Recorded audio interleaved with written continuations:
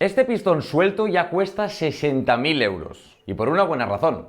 Tiene que soportar más de, ojo, 200 G cuando se desplaza arriba y abajo dentro del motor a más de 130 km por hora. Los motores de Fórmula 1 cuestan más de 8 millones de euros cada uno y estos pistones son uno de los componentes clave que ayudan a producir más de 1000 caballos de potencia.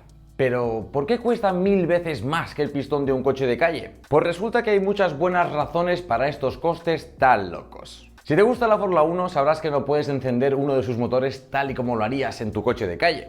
Las tolerancias son tan justas que los pistones se quedan atascados en los cilindros hasta que el motor se calienta, por lo que los ingenieros se toman al menos media hora para calentar bien el refrigerante y el aceite antes de poder arrancar el motor. Y quizás os preguntéis, ¿por qué no es necesario hacer esto con nuestros coches de calle?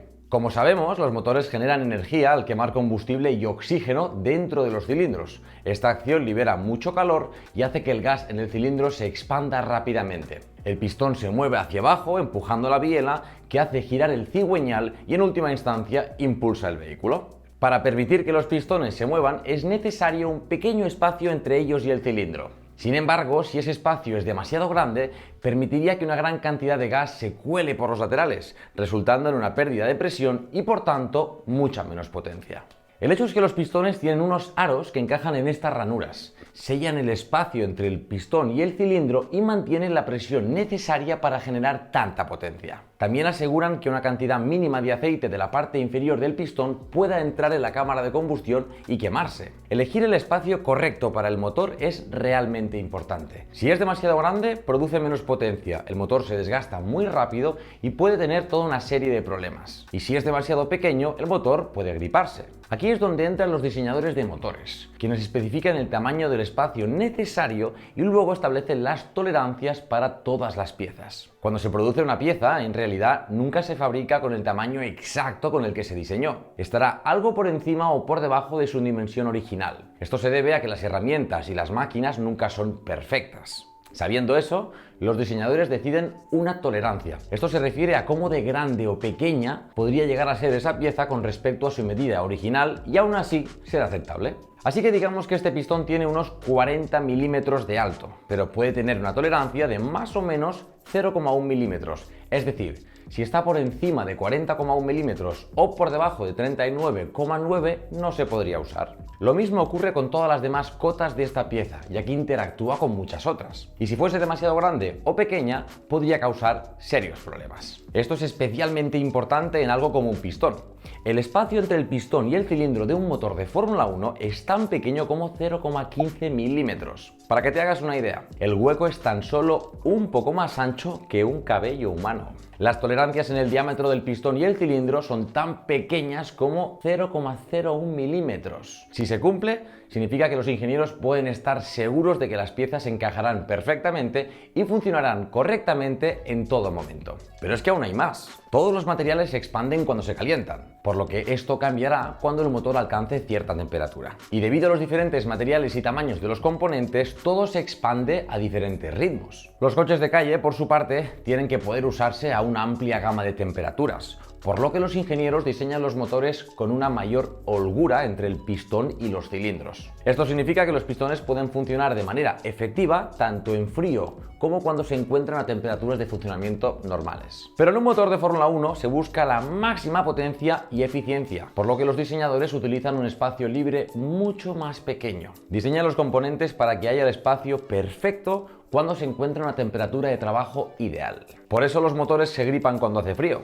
porque el pistón se expande más que el cilindro. Por lo tanto, esto explica por qué los equipos bombean refrigerante y aceite tibios durante unos 30 minutos antes de usar el motor de arranque para encender esos motores. Algo realmente interesante es que los pistones no se expanden uniformemente, ¿no? Algunas áreas tienen un material más grueso y se expanden más. De hecho, los pistones están diseñados con una forma ligeramente ovalada, para que cuando se calienten se vuelvan redondos. Y como cualquier componente de un Fórmula 1 debe ser, obviamente, lo más ligero posible. aunque dentro de un motor el peso es aún más importante. Los pistones de Fórmula 1 cambian de dirección más de 300 veces por segundo y en cada una de esas veces el pistón es arrastrado desde la posición de reposo en la parte superior del cilindro a más de 130 km por hora e inmediatamente vuelve a detenerse. Todo esto en tan solo unos centímetros de recorrido. La fuerza G en cualquier extremo de la carrera puede alcanzar más de 200 G, lo que significa que los pistones de 300 gramos llegan a pesar efectivamente 600 kilos, que estaría ligeramente por debajo del peso total de un Fórmula 1. Entonces, cada gramo que se pueda eliminar marca una gran diferencia. Cuanto más peso arrastre el motor, más lento subirá de revoluciones y por tanto supondrá más tiempo de respuesta a las acciones del piloto. Esta es la razón por la que los coches de alto rendimiento pueden subir de revoluciones mucho más rápido que un coche de calle y en parte también por la que pueden funcionar a revoluciones tan altas. Pueden reducir el peso eliminando una gran cantidad de metal dentro del pistón. La cara superior llega a ser tan delgada como 5 milímetros y se elimina gran parte del área de la falda, dejando solo el metal que sea realmente esencial. También deben ser extremadamente fuertes, pero seguramente no por las razones que te imaginas. Si tuvieras que adivinarlo, probablemente esperarías que las fuerzas en el pistón sean más altas justo después de la ignición del combustible, o sea, después de la explosión, cuando la presión en el cilindro es más alta. Bueno, casi tendrías razón. Las fuerzas después de la combustión son enormes, sí, pero en realidad son aún más altas en otro punto del ciclo. Seguro que conoces el ciclo.